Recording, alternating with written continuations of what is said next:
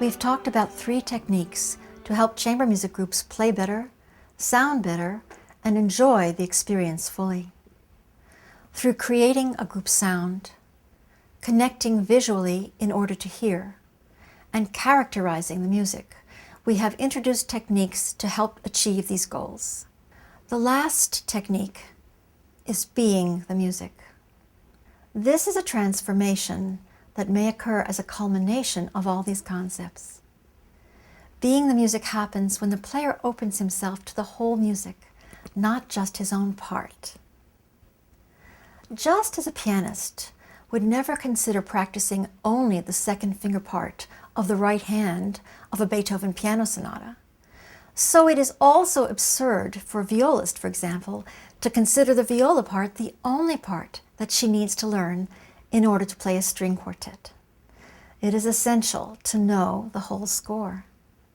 And just as the fingers on a hand have one impulse, one thought guiding them, a chamber music group has to have one unified concept that moves them.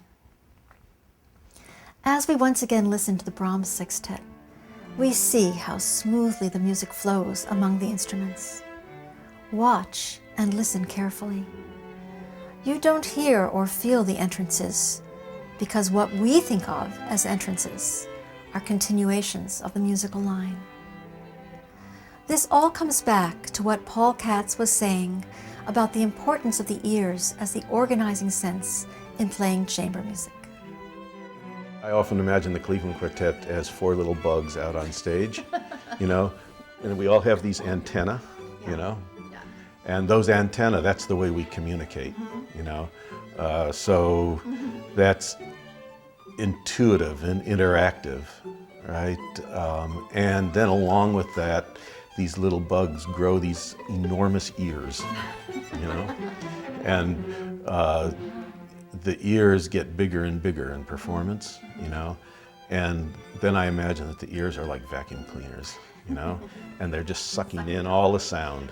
Nothing can get by the ears, So I think when those things are working that way, that's when the interaction can happen, and you are able simultaneously to take care of the technical considerations of playing together and matching and all of that, and being on the emotional wavelength. All of that happens through those processes.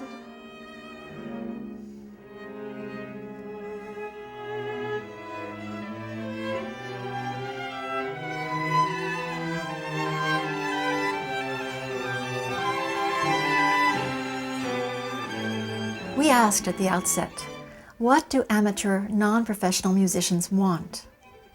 And this is our answer.